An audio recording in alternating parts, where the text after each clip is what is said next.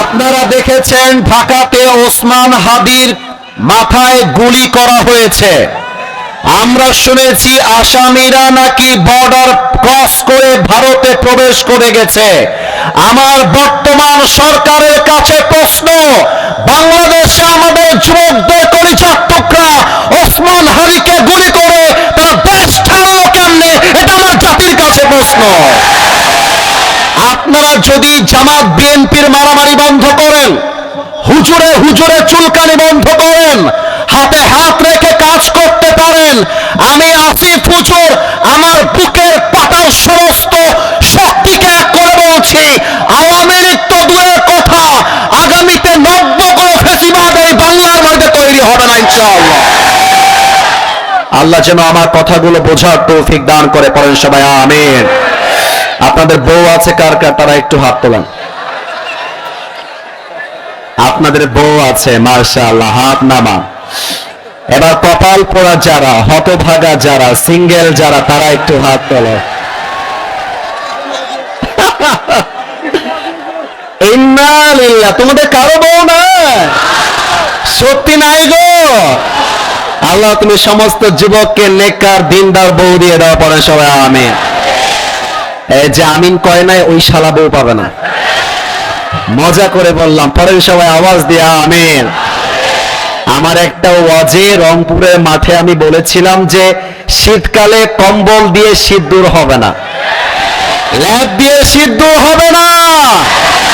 যুবকদের শীত দূর করবে একমাত্র তার বউ। যুবক ভাড়া বাবারা বোঝে না, বাবারা বোঝে না, খালি কয় নিজের পায়ে দাঁড়িয়ে বিয়ে কর। আর কিছু মেয়ে আছে দেখবা টাকা ছাড়া বিয়ের পিড়িতে বসতে চায় না।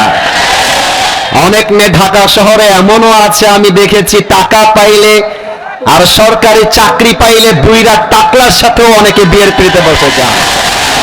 এটা যুবকদের মনের মধ্যে আগুন জ্বালিয়ে দেয়। আল্লাহ তুমি যুবকদের মনের কষ্টকে বউ দিয়ে দূর করে দাও, পড়েন সবাই আমিন।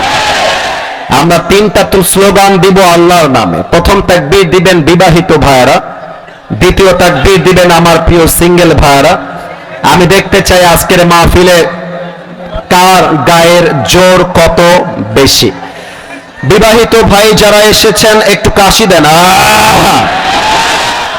বাবারে বাবা, আজকে বিবাহিতরা তো দেখছি আগুন জ্বালায় দিবে। বিবাহিত ভাইরা আমি বলবো লিল্লাহি তাকবীর, আপনারা বলবেন আওয়াজ দিয়ে আল্লাহু আকবার। দেখা যাক কারা নাম্বার কত বেশি পায়। প্রথমে বিবাহিত ভাইদের পালা। It's time for the married people. বিবাহিত ভাইরা অ্যাক্টিভ হয়ে যান। সিঙ্গেল ভাইরা তোমাদের টাইম আসে নাই, তবে ভেরি সুন আসবে। বিবাহিত ভাইরা be active, be energetic, be powerful, be brave, be a man. গায়ের জোর দিয়ে তাকবীর দিবেন বিবাহিত ভাইরা। লিল্লাহি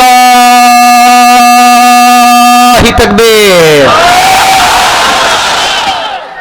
আপনারা নাম্বার পেয়েছেন আমার পক্ষ থেকে 80। এটা আমার পক্ষ থেকে আপনাদের জন্য এই বছরে হাইয়েস্ট নাম্বার। এই নাম্বার পুরো বাংলাদেশে কেউ ক্রস করতে পারে নাই। এবার সিঙ্গেলদের পালা। সিঙ্গেলরা থেকে 80 মারো। দেখা যাক কারা জিতে আজকের এই মাহফিলে। সিঙ্গেল ভাইরা তোমাদের গায়ের জোর আজকে তাকবীর দিয়ে প্রমাণ করতে হবে। সিঙ্গেল ভাইরা তাকবীর দাও, না তাকবীর। বিবাহিত ভাইরা আমাকে মাফ করে দিন। আমার মনে হয় কি জানেন, আমার মনে হয় গাজীপুরের কোনাবাড়ির আজকের এই মাহফিলে সিঙ্গেলরা 95 নাম্বার বেশি পেয়ে পাস করেছে। বউ নাই তো গায়ে অনেক জ্বালা। আচ্ছা, এবার কোনো ভাগাভাগি নেই, আর কোনো মজা হবে না। We have to be serious. I will be serious, you must be serious. আমরা প্রত্যেকটা কথা কোরআনের দলিল ভিত্তিক, হাদিসের রেফারেন্স ভিত্তিক কথা বলে আমরা আজ পুরো আলোচনাটা শেষ পর্যন্ত করতে চাই। এবার সবাই মিলে তাকবীর দিবেন, শেষ তাকবীর। এবার কোনো ভাগাভাগি নাই, সবাই মিলে এমন জোরে তাকবীর দিবেন আমি স্টেজ ভেঙে সবাইকে নিয়ে নিচে পড়ে যাব।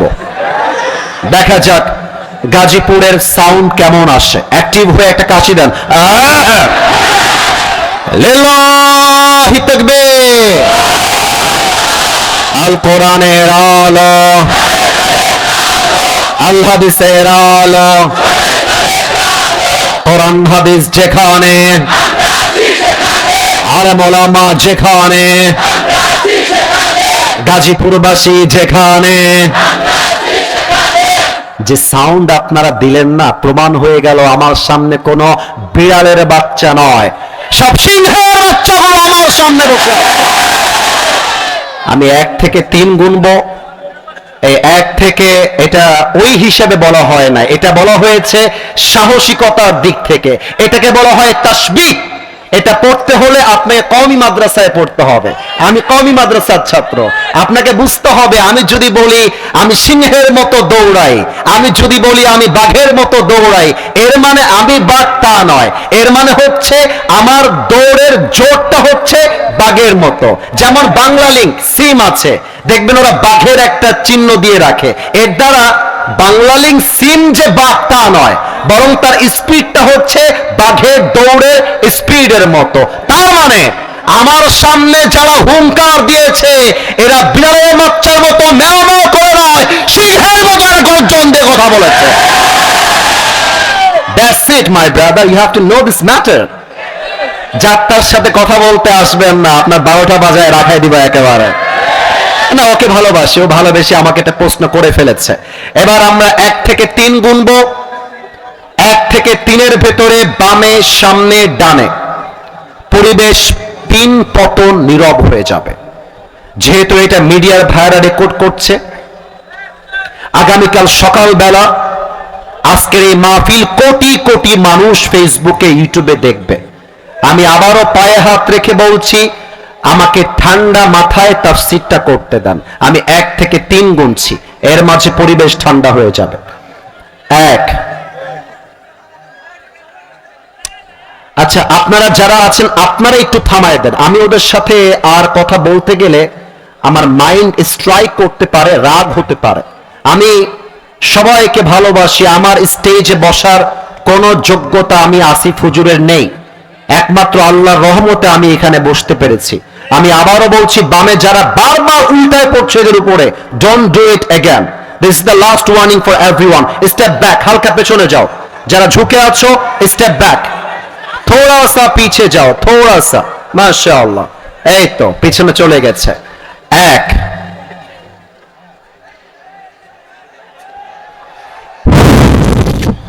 আপনারা আমার দিকে তাকান, আপনারা আমার দিকে তাকান। আমি 1 থেকে 3 গুনছি। ওরা যদি আসলে মুসলমান ঘরের সন্তান হয়, they will be keep quiet, ওরা চুপ হয়ে যাবে। দেখা যাক ওরা আসলে মুসলমান ঘরের সন্তান কিনা। 1। আস্তাগফিরুল্লাহ, আস্তাগফিরুল্লাহ, আস্তাগফিরুল্লাহ। 2। আস্তাগফিরুল্লাহ। 3।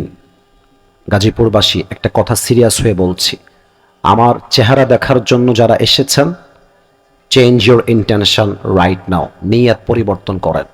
বাংলাদেশে ভাইরাল বক্তার দাম বেশি দেওয়া হয়, আসল আলেমের দাম বাংলাদেশে দেওয়া হয় না। আপনি আমাকে বাদ দিয়ে একজন মাদ্রাসার মুহাদ্দিস নিয়ে আসেন, মাত্র 100 লোক পাবেন, তার বেশি পাবেন না। This is my challenge. মানুষ চেহারার পাগল, ফেমাস সিটির পাগল। কার ফ্যান ফলোয়ার্স বেশি, সে হচ্ছে বেশি যোগ্য। আরে বেটা, ফ্যান ফলোয়ার্স বেশি হয় যদি যোগ্যতার প্রমাণ হতো, হিরো আলমের মতো সফল তো বাংলাদেশে আর কেউ হতে পারতো না। খবরদার, এই চিৎকার, চেঁচামেচি, সেলফি, আই ডিসলাইক ইট আ লট। এটা আমার এই মুহূর্তে পছন্দ নয়। ওয়াজ বুঝতে হবে, আমল করতে হবে। আজ আমাদের আলোচনার সেন্ট্রাল থিম বা সাবজেক্ট ম্যাটার, মূল আলোচ্য বিষয় হচ্ছে তাওয়াক্কুল তথা আল্লাহর উপরে ভরসা। এবার গাজীপুরবাসীর উত্তর দেওয়ার পালা। আজ গাজীপুর কোনাবাড়ির এই মাহফিলে আমাদের আলোচনার সেন্ট্রাল থিম বা সাবজেক্ট ম্যাটার, মূল আলোচ্য বিষয় হচ্ছে তাওয়াক্কুল তথা আল্লাহর উপরে ভরসা। এবার আপনাদের পালা। আমি বলবো আরবিটা, আপনারা বলবেন বাংলাটা। দেখা যাক আপনারা আমার কথা বুঝেছেন কিনা। তাফসীরের বিষয় হচ্ছে তাওয়াক্কুল তথা আল্লাহর উপরে ভরসা আওয়াজটা 100-তে 100 ভাগ চাই। Let's repeat again, let's give you another chance. আমি আরেকবার সুযোগ দিচ্ছি, মায়েরা পর্যন্ত বলবেন, তবে আওয়াজ দিয়ে নয়, মনে মনে বলবেন। আমার যুবক ভাইয়েরা, মুরব্বী আব্বা জানারা অ্যাক্টিভ হয়ে যান। আলোচনার বিষয় হচ্ছে তাওয়াক্কুল তথা আল্লাহর উপরে ভরসা। আমি কোরআন থেকে আয়াত ভিত্তিক তাফসীর করা শুরু করছি from this moment. أعوذ بالله من الشيطان الرجيم. ومن يتوكل على الله فهو حسبه. Allah says in this ayah, whoever trusts in Allah subhanahu wa ta'ala, Allah is sufficient for him. আল্লাহ বলছে, যে বান্দা সুখে দুঃখে আমি আল্লাহর উপরে ভরসা করতে পারে, আমি আল্লাহ একাই তার জন্য যথেষ্ট হয়ে যায়। সুবহানাল্লাহ পড়বেন না আপনারা সবাই? সূরাতুল বাকারা 286 নম্বর আয়াত, সূরাতুল বাকারার লাস্ট ভার্স। আল্লাহ তাআলা বলছেন, লা ইউকাল্লিফুল্লাহু নাফসান ইল্লা উসআহা। Allah doesn't test anybody beyond their power. আল্লাহ বলছেন, কখনো আমি আমার বান্দাকে তার সাধ্যের বাহিরে কোনো বোঝা চাপিয়ে দেই না। তার মানে যে কষ্ট আপনি সহ্য করতে পারবেন, যে কষ্ট সহ্য করার ক্ষমতা আপনার ভেতরে আছে, যে কষ্ট হজম করার বুকের পাটা আপনার ভেতরে আছে, সেই কষ্ট দিয়ে আপনাকে পরীক্ষা করছে একজন। আওয়াজ দিয়ে বলেন সবাই, তিনি কে? 3 নম্বর আয়াত। এই ছেলেটা কই যায় দেখো তো ওকে। তোর বউ পাবি না, তুই তোর বউ পাবি না। কত বড় সাহস তাফসীরের মাঝে চোরের মতো উঠে যায়। নো, কেউ যদি উঠে যায় তার লুঙ্গিটা টান দিয়ে ধরে বসায় দেওয়া লাগবে গাজীপুরের ভাইরা, তবে লুঙ্গি যেন খুলে না যায়, সাবধান। 3 নম্বর আয়াত আল্লাহ তাআলা বলছেন, 10 নম্বর পারা, সূরার নাম হচ্ছে সূরাতুত তাওবাহ। লা ইউসিবানা ইল্লা মা কাতাবাল্লাহু লানা। O my prophet, tell your ummah, whatever I have decided will must happen, and whatever I have not decided will never happen.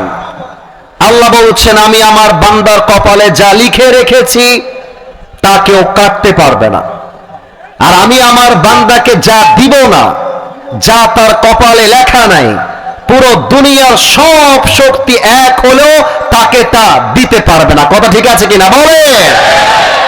আল্লামা ইকবাল রাহমাতুল্লাহি আলাইহি পাকিস্তানের একজন টপ ফেমাস উর্দু কবি। তার ভাষা এত চমৎকার, গাজীপুরের ভাইরা, তার এক একটা শব্দ আপনার কলিজায় গিয়ে আঘাত করবে।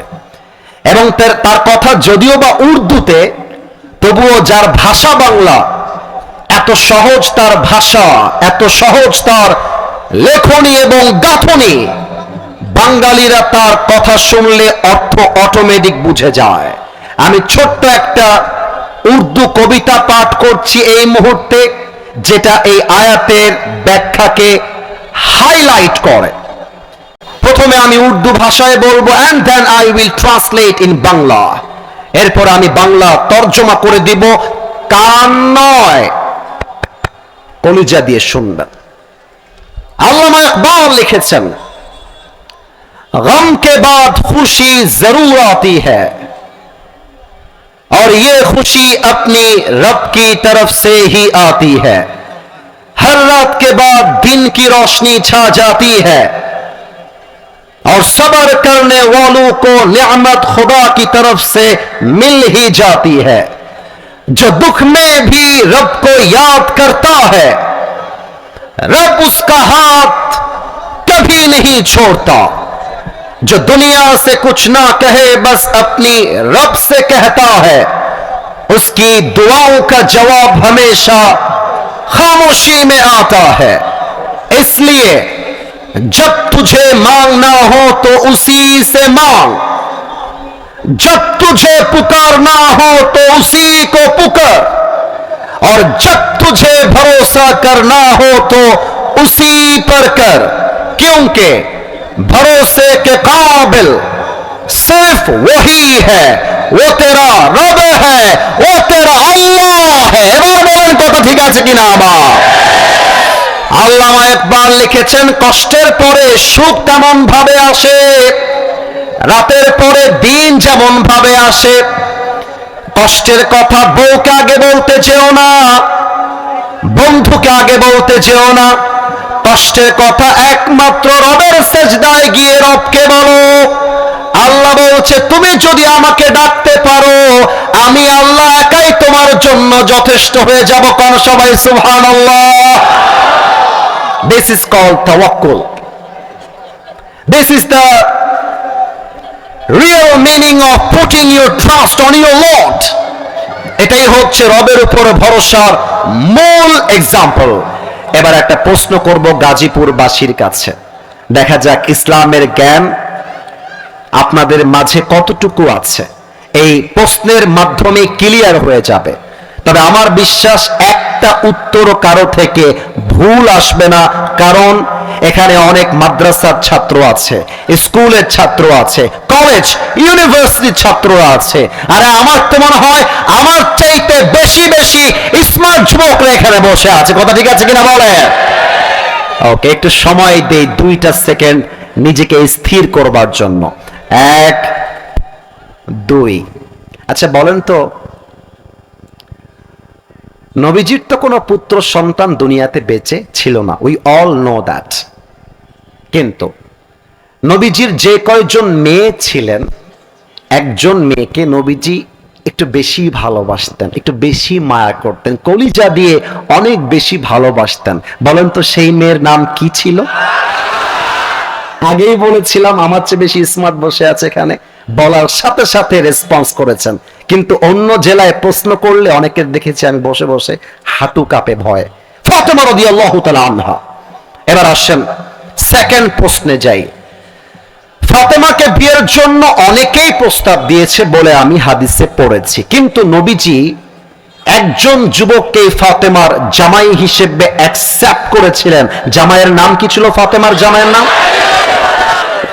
আলী রাদিয়াল্লাহু তাআলা আনহু। লাস্ট কোয়েশ্চেন,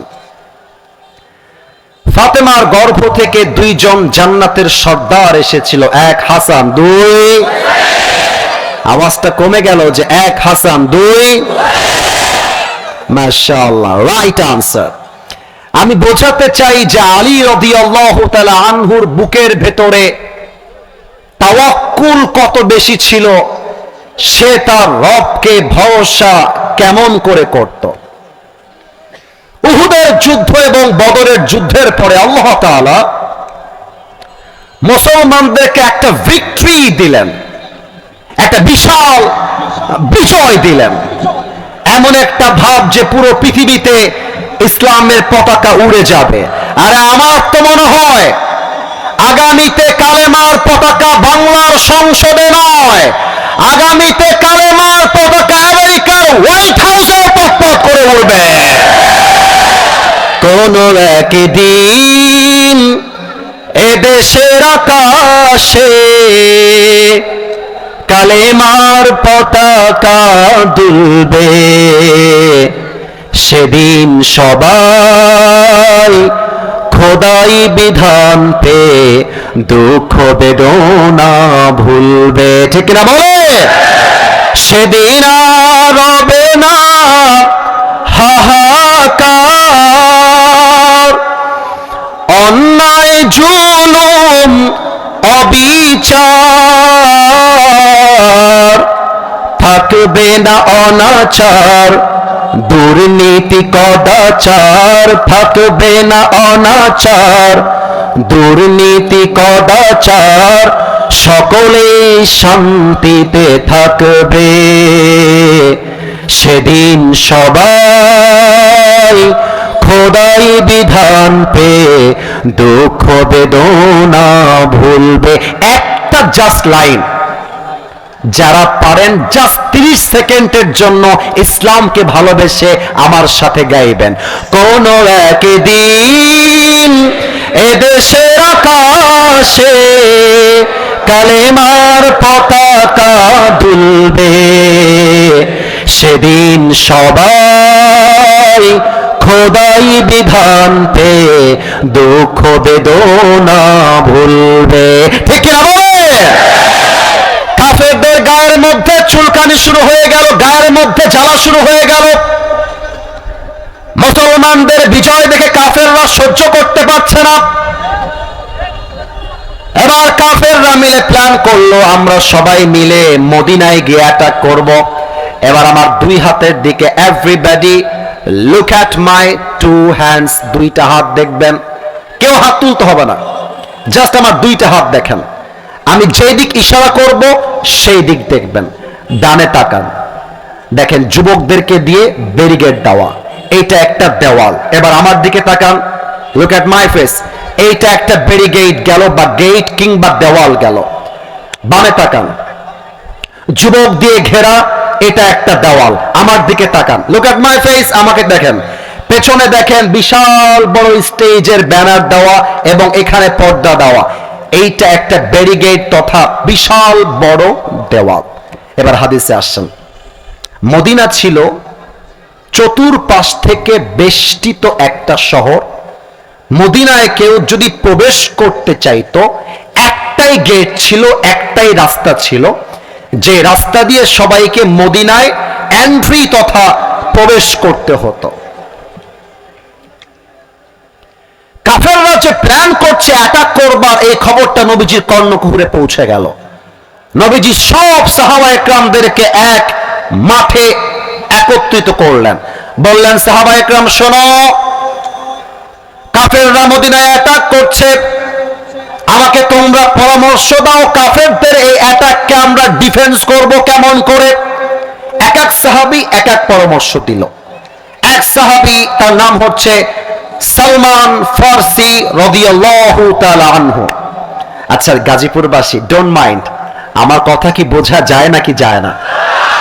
এদিকে উত্তরটা ভালো পেয়েছি, আপনাদের পাই নাই। আমার কথা কি বোঝা যায় নাকি যায় না? সালমান ফারসি বলছে, নবী আমার একটা চমৎকার বুদ্ধি মাথায় এসেছে। নবীজি বললেন, কি বুদ্ধি আমাকে বলো তো। সালমান ফারসি বলছে, নবীজি ডানেও দেওয়াল, বামেও দেওয়াল, পেছনেও দেওয়াল, জাস্ট একটা রাস্তা মদিনায় আসার জন্য খোলা আছে। আমার পার্সোনাল পয়েন্ট অফ ভিউ হলো, আপনি এই পুরো রাস্তাটা কেটে একটা খাল খনন করেন। যদি খাল খনন করে দেন, পানি উঠে যাবে, কাফেররা চাইলেও একসাথে মদিনায় অ্যাটাক করতে পারবে না। যেই পরামর্শ সেই কাজ। সাহাবা একরাম সবাই মিলে খাল খনন করা শুরু করে দিয়েছে। কাফেররা যখন কয়েকদিন পরে মদিনায় অ্যাটাক করতে এসেছে, দেখছে মদিনার সামনে প্রবেশ পথে বিশাল লম্বা পানির খাল খনন করা। কাফেররা দেখে অবাক হয়ে গেছে, আরে বাবা, অল্প সময় এই খাল খনন করলো কেমন করে? How come it possible? এটা কেমনে সম্ভব? কাফেরদের একজন বীর বাহাদুর, নাম হচ্ছে, মুখস্থ করে নেন, আগামীতে কাজে আসবে, নাম হচ্ছে আমর বিন মারহাব। Now it's your turn. এবার আপনারা বলবেন, চোখে চোখ রাখেন, নাম হলো আমর বিন মারহাব। এবার আপনাদের পালা, বলেন সবাই আমর বিন মারহাব। সে বলছে, এই পানি টানি দিয়ে আমাকে আটকায় রাখা যাবে না, আমি একা এই পানি সাঁতরে মদিনায় গিয়ে অ্যাটাক করব। যে কথা সেই কাজ, পানিতে লাফ দিয়েছে, সাঁতরে সাঁতরে সাঁতরে সাঁতরে মদিনায় পৌঁছে গিয়েছে। মদিনায় গিয়ে চিৎকার দিয়ে বলছে, মুসলমানের বাচ্চারা কে কোথায় আছিস, বের হয়ে আয়, হালুম্মু ইলাইয়া ইন কুনতুম সাদিকিন। তোরা তো বলিস যুদ্ধে শহীদ হয়ে গেলে সোজা যাবি আল্লাহর জান্নাতে, কোন পাপের বেটা আছিস আমার সঙ্গে যুদ্ধ করবি, আমার সামনে আয়। সব সাহাবা একরাম বের হয়ে চলে আসছে, কিন্তু কোন সাহাবী সামনের দিকে যায় না। নবীজি বলছে, কি ব্যাপার, কেউ যায় না কেন, ব্যাপার কি? কে যাবা, হাত তুলো। কেউ হাত তুলে নাই। আলী রাদিয়াল্লাহু তাআলা আনহু মাইকটা একটু হঠাৎ একটু খেয়াল রাখবেন, সুন্দর করে এমন করে হাত তুলছে। সুবহানাল্লাহ পড়বেন না আপনারা সবাই? মিয়া ছোট মরিচের ঝাল বেশি। আলীর বয়স মাত্র তখন 23 to 23 years old। এত কম বয়স তার, কিন্তু বুকের পাটা দেখেন, তাওয়াক্কুল কাকে বলে তাই দেখেন। নবীজি আমি যাব, নবীজি বলছে ইজলিস ইয়া আলী ফাইন্নাকা লা তাজালু হাদিথ আস-সিন্নি, sit down, you are very young.